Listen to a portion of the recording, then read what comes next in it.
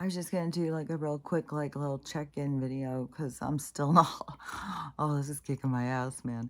Um, and not getting any sleep, and you have to sleep like sitting up, and you can't even lay down flat, anyways. Even if I try and lay down flat, it hurts so bad.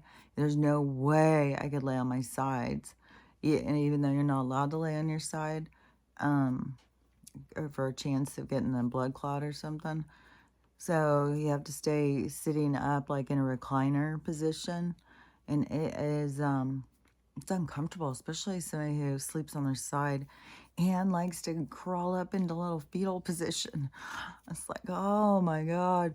And I have to keep in the drains for a couple more days. And oh my God, fuck. Drains are so uncomfortable. I can't even believe it. And, um, and trying to bind my chest and keep all those muscles tight and not be pushing this drain tube thing up against my ribs in this raw hole that is coming out of. Oh my God. It's like, it's very uncomfortable. And it's so funny because one of my daughters, I called, and she was asking me how I was doing, and I said, man, I just didn't even have any idea. And she's like, I did. I was looking at videos. I was like, fuck, it's a good thing I didn't. And she said, yeah, when you go look at the videos, the women say it is a fucking kick-ass surgery. It's horrible. Now I guess I would have known more of what to expect, but it could have scared me off. But like, yeah, I had no idea. I really thought it was gonna be like, oh yeah, I'm doing it with a local. It'll be so easy. I'll be home. I'll be just doing fine. And then plus trying to like every single thing, just leaning like that on the chair, every single thing. Like you're constantly moving these muscles. And and I'm trying to get them to glue down to where they're supposed to be.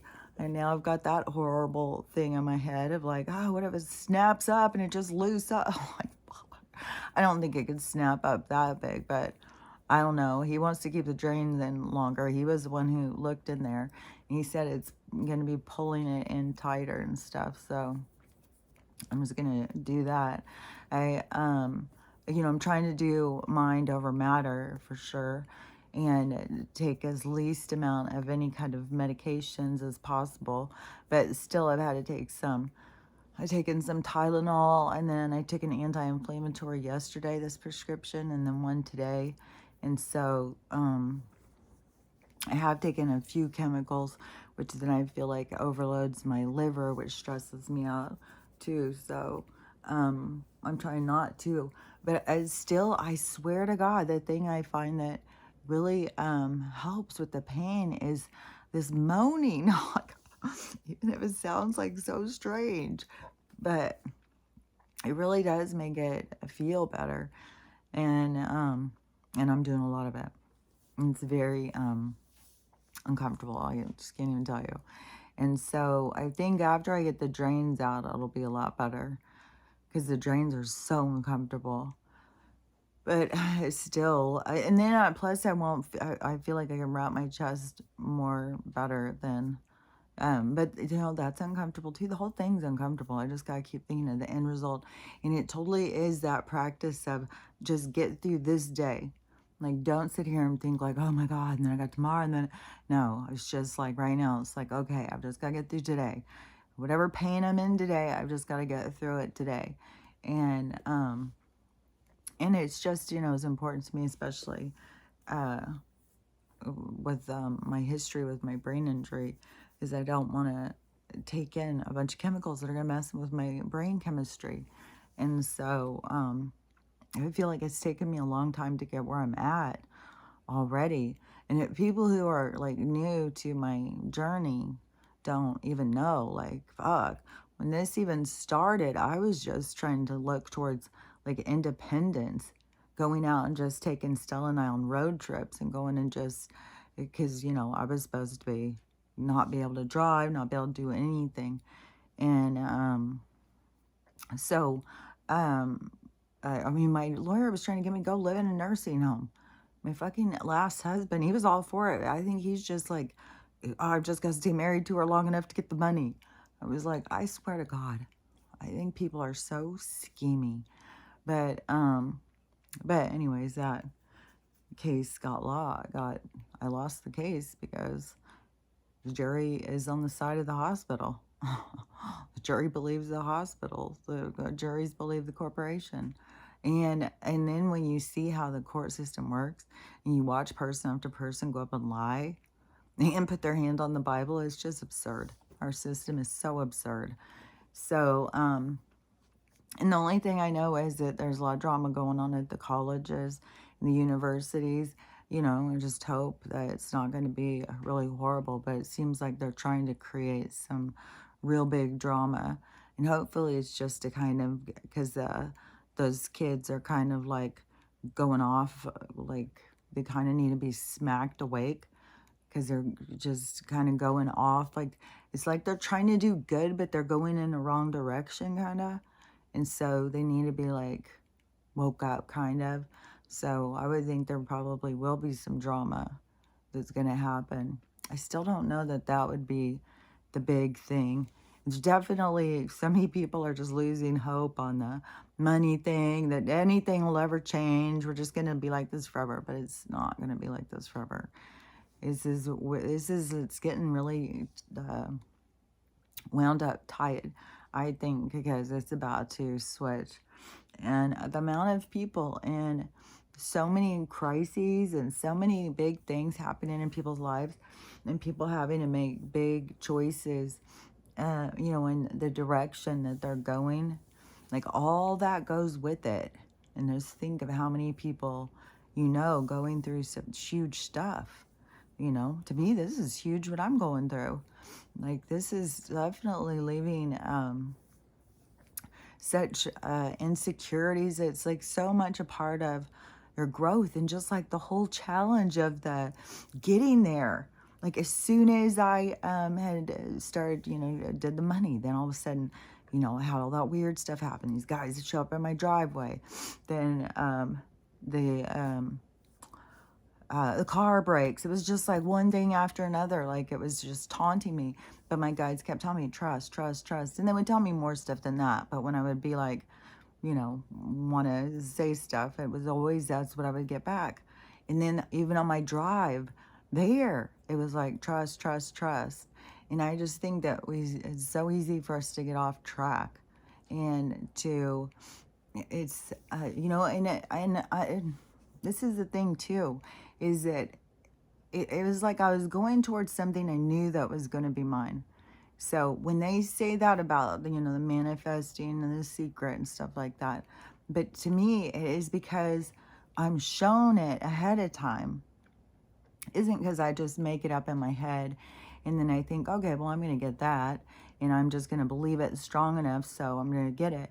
No, it's like they show me something, and the things that have been happening for me, it's like they show me, and then it's like, what do you think you're worth? Do you think you have this worth? Do you have this value? Do you value yourself? And so it's all about these lessons about learning how to value yourself. And so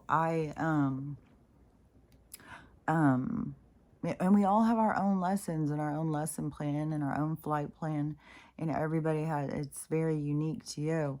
But it's just important to notice, kind of try and see your patterns and what it is, so you can try and understand what you're working on and stuff. But anyways, I feel like I'm getting lost. I'm super tired too.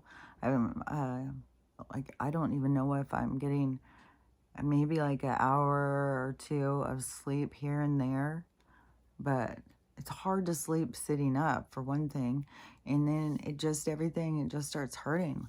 Like, it really, it's weird, because you would think it would have hurt worse putting them in, but I don't remember it hurting bad at all. I remember it kept saying like, God, that was no big deal at all.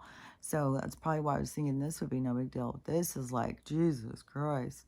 Like something's gone in and ripped your chest wall open. And it's hard. Like, this is definitely hard. So I'm going to go and I keep trying to find some way to get comfortable. Sometimes I just got to stand up because the drain things are like pushing right on my ribs and it hurts so much. And everything is just raw. And it feels like everything is just like so beat up. So weird because he wasn't even in there digging around. I mean, because when they popped the implant, he goes, okay, you're going to feel a bunch of fluid now because I'm going to pop it. And you feel it, all this water running down. And I looked up how big 3 centimeters is, and it's just barely over an inch. So the incision's really small. And then he just pulls it once it's deflated. It's just like an empty balloon and comes out. And then he has to stick up the thing. I think he looked with the camera in there, but that's also just on a little thing. I think it was, maybe it has to do with, yeah, like how big your implants are and stuff. I don't know how much, like, if it's taking up this much space and then that space collapses, it's like a freaking landmass collapse or something. I've gone through some landmass collapsing. So anyways, but I did want to come on and say, and just remember when you're watching these big, huge dramas play out, they have to play out and there's a good reason. But don't, I just think people get so caught up. Like people are so caught up in all of the things going, but those are all, that's for the awakening. So the people who are all caught up, this is going to be like, jolt them into reality is, I don't know. It's like so many people just hanging on fear, hanging on every little thing, and then just getting yanked around. And so then there has to be this thing so that they stop and let go and just be like, fucking bullshit. And because they're giving all their energy away. And then plus, so many people don't even know like what's going on in true life because they're so focused on all the dramas that they keep presenting. Because in true life, this is the end of their era. It's like a change in the temperature. It's just like how it's been so cold and crazy here. We still have some more of that to go through with the more changes on the landmass. And I saw another video talking about that too. I can't remember what it was, but he was talking about it differently than I'd heard before. But there is like a change in the climate, it's gonna be like a total change in the climate in our world. But still, it's these things that are happening is what creates it. So it all goes together. And you got to remember too, when you see really horrible things playing out, that is that person's role. Like that is what is supposed to be. That's what they're showing or playing out or whatever. It doesn't mean that, it could happen to any of us. And so, because I think that's what they really get people to bank on with the fear, is because people don't understand. No, that's destiny. It can't happen to you unless it's meant to happen to you. If it's meant to happen to you, then it's a completely different thing. And everything leads up to it. So when we sit back and we're like living in fear of something that's never going to happen to us, it's like we're creating all of this fear, but it's all based on something that's never going to happen, on all what if or maybe or something, but nothing can happen unless it's meant to happen.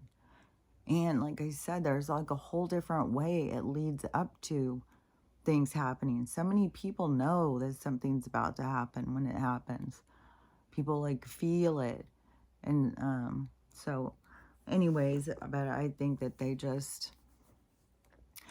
hide so much of our truth, in the spiritual world part of what life's really all about. So, but that's what all this awakening is all about, for you to connect to that part of yourself so they can't lie to you anymore. So that you start seeing through their lies because you're connected to your spirit, and your spirit will tell you different things. Just like when there's cars going crazy in front of you. Because it started right when I very first left here, too. We were only past like the freaking, I was only a couple miles down the road, and there was something that flew across the road and someone like swerved out like in front of me. So I was paying attention to what it was. And I was looking down and it was an Amazon like envelope thing. And so I was thinking something about trash. And then all of a sudden all the cars slammed their brakes on and I looked real quick and I just slammed my brakes on, how to go out around in order to not hit into the back of these, because the trash truck all of a sudden just stopped. And I don't know, these people didn't, I don't know, but however it happened, it was definitely, my sign was that I was going to have to pay attention on this drive. There was not going to be any fucking round. So I was listening to them loud and clear. But then it was just this nonstop. But all it is kind of threats from like the archons or whatever, the dark energy, because they can't make something happen that's not supposed to happen. So they feed off of your energy when something happens. But I swear to God, they make these like jump scares all the time.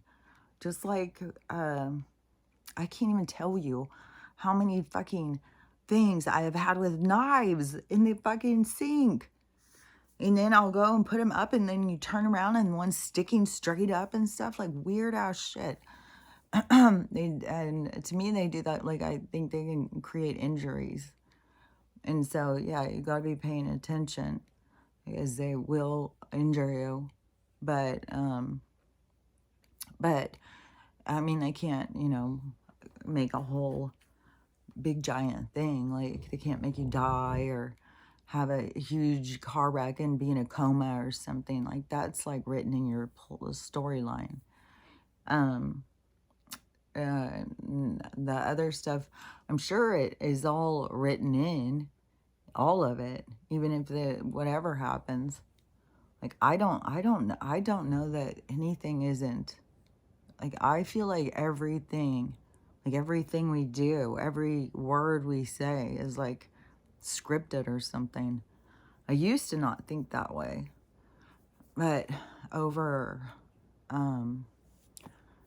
time and learning about destiny and stuff, you just got to make up your own mind about stuff.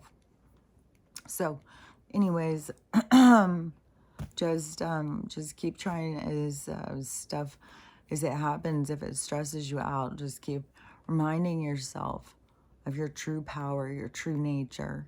And it takes all of those skills, like breathing techniques, meditation, trust, faith. You have to believe, you have to connect with your guides.